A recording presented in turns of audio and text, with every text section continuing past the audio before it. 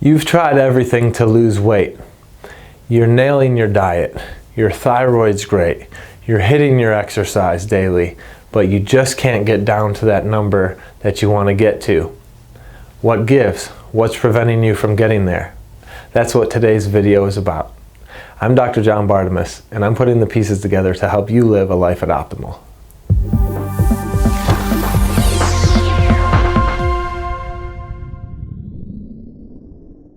It's not uncommon for people to undertake a weight loss goal and to lose a lot of weight early on and then plateau after a couple weeks or a month or so.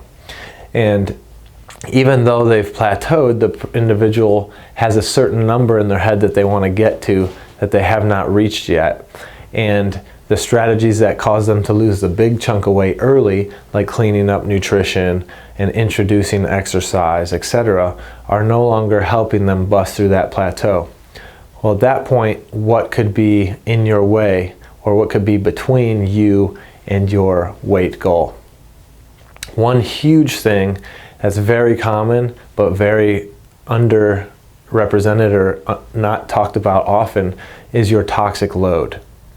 If you have a high toxic load, that may be the reason you're not losing weight. Why?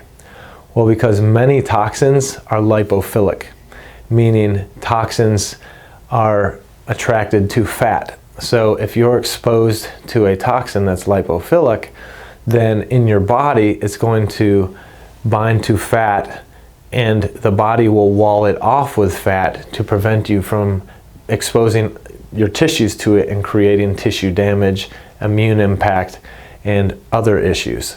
So part of your reason, if you've lost a ton of weight but you've hit that wall, one of the things you want to do is investigate your toxic load. If you have high exposure to BPA and perchlorates and glyphosate and pesticides and herbicides and things of that nature, then there's the potential that the lipophilic forms are being walled off and sequestered by fat in your body to prevent bad things from happening via exposure to those chemicals. But in your mind, that's a bad thing because you're holding on to fat. You can't get rid of that fat. That fat may be protecting you from toxins that are inside. So losing that fat to the body would be, hey, this is bad because I don't want to re-expose him or her to the toxins that are encapsulated in this fat.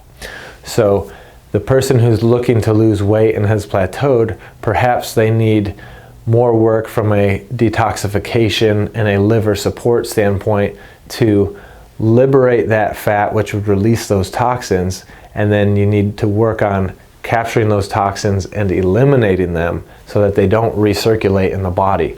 Because when they recirculate, they love to deposit in the liver and in the brain, and those are two tissues and organs that you do not want to lose.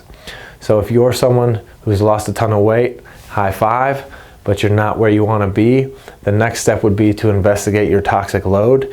And if you have a high toxic load, working with a practitioner to help rid yourself of that toxic load appropriately, which should then lead to the loss of fat that was previously sequestering it and keeping you safe from it.